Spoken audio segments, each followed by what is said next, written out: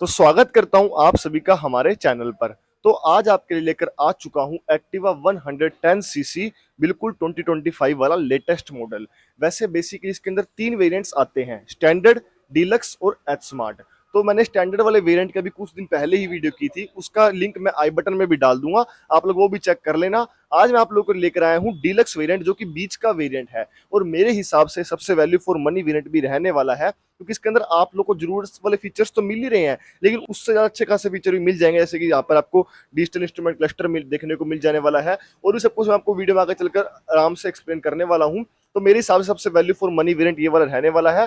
आज की वीडियो में इसका डिटेल्ड रिव्यू करने वाला हूं, बस आप लोगों को वीडियो के एंड तक बने रहना है। जो भी अपडेट्स इसके अंदर नए आए हैं, जो भी इसके अंदर डिफरेंसेस हैं सारे वेरिएंट्स के बीच में, सब कुछ आपको बताने वाला हूं। चलिए स्टार्ट कर लेते हैं हम लोग इस स्कूटर की फ्रंट से। चलिए अब हम लोग बात कर लेते हैं इस स्कूटर की फ्रंट से। तो फ्रंट प्रोफाइल की बात करूं, जो बहुत सालों से होंडा वालों ने एक्टिवा की शेप बनाई हुई है, वैसे ही आपको आज भी मिलती है। उसका कारण पता है क्या है? क्योंकि जो चीज खराब नहीं हुई उसको छेड़ना ही क्यों है? जो चीज इतनी बढ़िया हमेशा टॉप सेलिंग में आती है, होंडा एक्टिवा की इतना विश्वास बना हुआ है लोगों के बीच में, तो होंडा वाले इसको छेड़ते नहीं है। फीचर में थोड़े बहुत बदलाव करते हैं, लेकिन शेप आपको काफी सालों से ऐसी ही देखने को मिलने वाली है। यहाँ पर बात करूं हेडलाइट सेटअप की, तो यहाँ पर आप लोगों को एलईडी हेडलाइट देखने को मिलने वाली है, लेकिन इंडिकेटर्स आप लोग को हेलोजन बल्ब के अंदर ही दिए हुए हैं। अब अगर मैं वेरिएंट के डिफरेंस की बात करूं, तो स्टैंडर्ड के अंदर आप लोग को हेलोजन बल्ब मिलेगा, लेकिन डीलक्स और एच स्मार्ट के अंदर आप लोग को एलईडी लाइट ही मिलने वाली है। यहाँ पर आप लोग को होंडा की बैजिंग मिल जाएगी, ये नंबर प्लेट एरिया हो गया, और ये हॉर्न ग्रिल दी हुई है, यहाँ पर क्रोम फिनिशिंग भी दी हुई है। ये जो एसेसरीज आप लोग देख रहे हो, इसके चार्जेस आप लोग को अलग से पे करने होंगे, वो भी मैं आपको वीडियो के लास्ट में सब कुछ एक्सप्लेन कर दूंगा। यहाँ पर नीचे की तरफ बात करूं, मडगार्ड, मडगार्ड आपको मेटल में ही मिलने वाला है। ये एसेसरी तो आगे लगी हुई है, लेकिन अगर आप लोग यहाँ पर इसके अंदर अंदर की तरफ देखोगे, यहाँ पर अगर आप अंदर की तरफ देखोगे, यहाँ पर एक अलग से स्पोर्ट दी हुई है, और ये एसेसरी भी अलग से, मतलब कि टोटल स्पोर्ट दी हुई है, जिससे कि एकदम अच्छी इसके अंदर जो है आप लोग को बिल्ड क्वालिटी देखने को मिलने वाली है। यहाँ पर मैं बात कर लेता हूँ इसकी अगर टायर प्रोफाइल की, तो टायर प्रोफाइल इसके अंदर यहाँ पर हमें इस वाले वेरिएंट के अंदर अलॉय व्हील भी दिया हुआ है। स्टैंडर्ड के अंदर आप लोग को सिंपल व्हील मिलने वाला है, लेकिन डिलक्स और एच स्मार्ट के अंदर अलॉय व्हील दिया हुआ है। सस्पेंशन टेलीस्कोपिक मिलने वाले हैं, यहाँ पर दोनों तरफ रिफ्लेक्टर्स भी दिए हुए हैं, आप लोग देख सकते हो। और यहाँ पर बात करूँ, कॉम्बी ब्रेकिंग सिस्टम भी इसके अंदर दिया हुआ है। इसकी टायर प्रोफाइल की बात करूँ, तो वो है 90/90 12 इंचज का हमें यहाँ पर अलॉय व्हील दिया हुआ है। तो अब हम लोग बात कर लेते हैं इस स्कूटर की साइड प्रोफाइल से। साइड से आप लोग देख सकते हो, जैसे मैं आपको पहले ही बताया, काफी सालों से ऐसी ही शेप चलती आ रही है।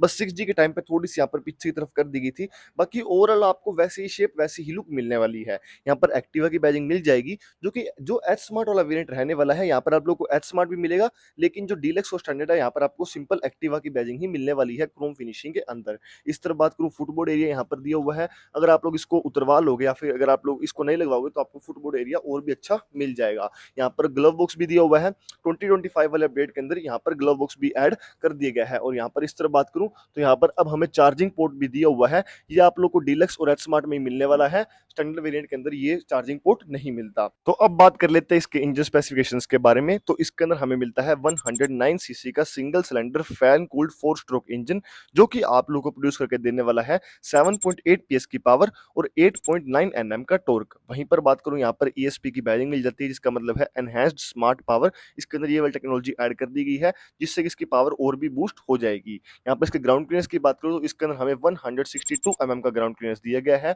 इसकी सीट हाइट की बात करूं, तो वो है 692 mm की। अब हम लोग बात कर लेते हैं इस स्कूटर की रियर प्रोफाइल के बारे में। तो अब बात कर लेता हूँ इसकी रियर प्रोफाइल से। रियर प्रोफाइल जैसे मैंने आपको पहले ही बताया, 6G के बाद से इसके अंदर ऐसी ही रियर प्रोफाइल आ रही है। यहाँ पर हमें टेल लाइट मिल जाएगी।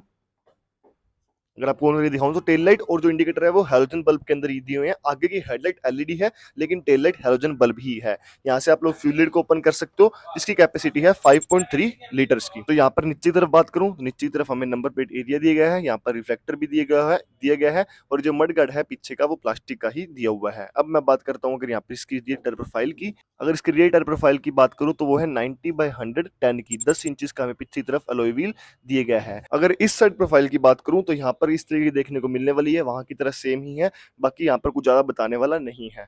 अब मैं बात करता हूँ यहाँ पर इसके की होल के बारे में। तो जो डीलक्स वाला वेरिएंट है वो स्टैंडर्ड वेरिएंट है, यहाँ पर आप लोग को फिजिकल की ही मिलने वाली है, कुछ इस तरीके की। यहाँ पर होंडा की बैजिंग मिल जाएगी, लेकिन जो एच स्मार्ट वेरिएंट है उसके अंदर आप लोग को स्मार्ट की देखने को मिलने वाली है। अगर मैं यहाँ पर इसको लगाकर दिखाऊं तो अगर आप लोग इस तरफ करोगे तो नीचे की तरफ प्रेस करने के बाद आपकी जो यहाँ पर अंडर सीट स्टोरेज है वो ओपन हो जाएगी। यहाँ पर इतना हमें स्पेस मिलता है। यहाँ पर आप लोग अपना हेलमेट रख सकते हो।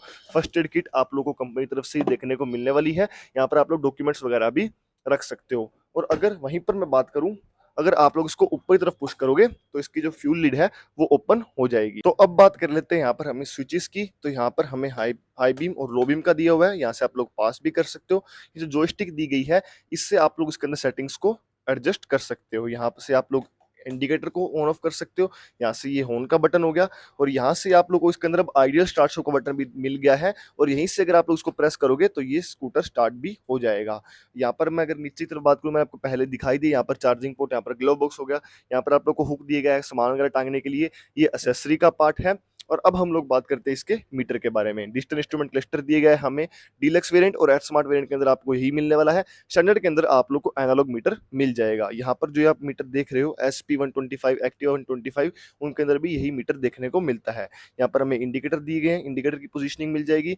और अगर मैं यहाँ इस तरफ जॉयस्टिक से प्रेस करूँ, ये देखो यहाँ से आप लोग सारी सेटिंग्स को सेट कर सकते हो। जैसे फ्यूल का हो गया, ये आप लोग किलोमीटर का हो गया, ये सेटिंग्स का हो गया। और अगर मैं इसके अंदर जाऊंगा तो यहाँ से फंक्शंस आप उस कर सकते हो। ट्रिप ए को सेट कर सकते हो, डिस्प्ले को आप लोग डिस्प्ले की ब्राइटनेस को, थीम को सेट कर सकते हो। नीचे तरफ यहाँ पर आपको सर्विस रिमाइंडर भी दे देगा। और जनरल के अंदर अगर आप लोग जाओगे तो यहाँ पर आपको डेट एंड टाइम सब कुछ आप लोग सेट कर सकते हो। यहाँ पर स्पीडोमीटर दिखा रहा है, यहाँ पर ट्रिप बी के अंदर कितना किलोमीटर चल चुकी है, यहाँ पर टाइमिंग शो कर देगा। यहाँ पर आप लोग को ये आरपीएम मीटर भी दिए गया है। और इस तरफ जैसे आप लोग रेस वगैरह देते हो तो शो करेगा। जैसे इको में अगर आप लोग नॉर्मल स्पीड चल रहे हो तो इको शो करेगा। ज़्यादा आप लोग पावर दोगे तो उस हिसाब से ये चेंज होने वाला है। बाकी अगर आप लोग को इसकी फुल डिटेल वीडियो चाहिए जिसके अंदर आप लोग सारी सेटिंग्स को जाना चाहते हो तो उसके लिए एक स्पेशल वीडियो हमने बनाई हुई है, उसका लिंक आई बटन में डाल दूंगा। ये जो मीटर है ना स्पेशल, उसके ऊपर ये वीडियो है। सारा ब्लूटूथ से कैसे कनेक्ट करना है, कैसे सेटिंग्स को एडजस्ट करना है, सब कुछ उसके अंदर डिटेल में बताया गया है। तो अब हम बात कर लेते हैं इस स्कूटर की प्राइसिंग वगैरह के बारे में। तो अब बात कर लेता हूँ मैं इस स्कूटर की प्राइसिंग के बारे में। तो जैसे मैंने आपको पहले ही बताया, इसके अंदर मेनली 3 वेरिएंट्स आते हैं, स्टैंडर्ड, डीलक्स और एच स्मार्ट। तीनों का आप लोगों को ऑनर प्राइस बताने वाला हूँ। अभी इस टाइम मैं खड़ा हूँ रुद्रश्री होंडा के अंदर, जो कि लोकेटेड है श्री गंगानगर राजस्थान के अंदर। यहाँ पर मैं अगर इसके ऑनर प्राइस की बात करूँ तो वो है, तो जो बेस मॉडल है स्टैंडर्ड, उसका ऑनर प्राइस है 97,167 रुपीज। वहीं पर उसके बाद मैं अगर बात करूं जो डीलक्स वाला वेरिएंट है, जो ये आप लोग इस वीडियो में देख रहे हो, उसका ऑनर प्राइस है 1,08,645 रुपए।